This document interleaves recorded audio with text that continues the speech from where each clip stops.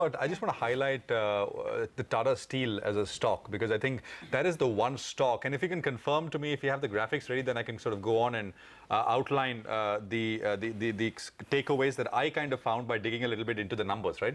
Ekta, so this is so let's divide it into three areas for Tata Steel. One is what is the downside? Mr. Mistry yesterday in his letter essentially said that there is $10 billion worth of write-downs, only some of which have been made so far, correct? Which Tata Steel has made. Let's go back. Let's start with the first set. Tata Steel bought Chorus for about $13.6 billion or so. They spent over the years another $4-5 billion over the asset, over the years on this UK asset, which is the flat product business and the long product business. What is the market right now valuing or ascribing as value to these assets? It's only $4 to $5 billion, right?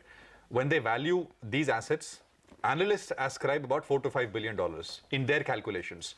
So they've already written off almost entirely the cost of the acquisition, which is about $13.6 billion or so. That is point number one. What this means is, Mr. Mistry is saying that there is $10 billion potentially worth writing down. Only some of it has been done by Tata Steel. But if you look at it from a market perspective, it doesn't really matter, because the market is already factoring in far more than what Tata Steel has actually already done. That is point number one. Point number two, I'm coming to what could be the worst case. The worst case is that there is this one asset, which is the flat product business in UK, which is not sold, right? The long product business was already sold. The losses in the UK business as of the end of financial year 16 were about 250 million pounds or so, right? But this was flat and long, both. The long product business is sold. The flat product business may not get sold.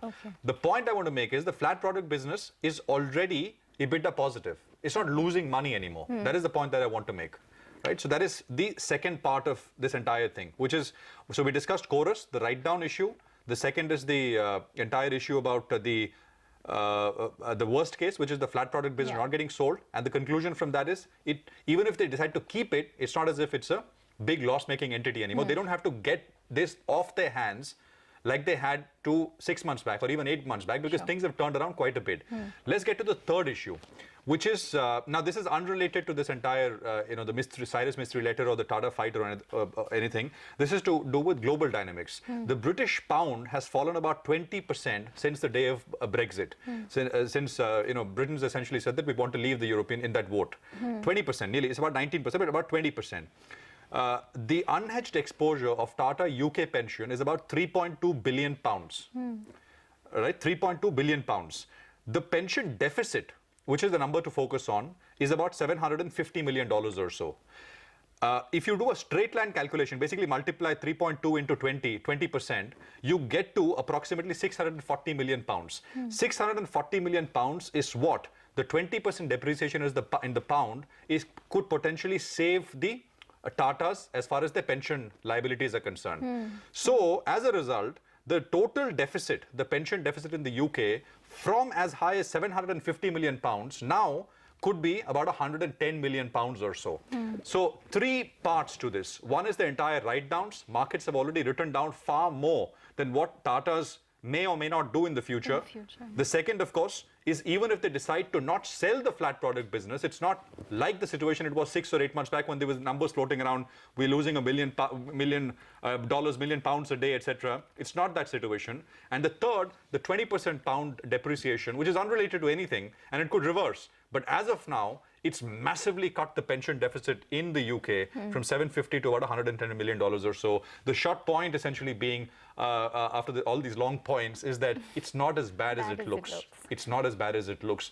The headlines always tend to scare people away, but I think you need to look a little deeply into, because what will make a difference, incremental difference to the stock from here on, is what is already factored in or not factored in, not what the management does or doesn't do.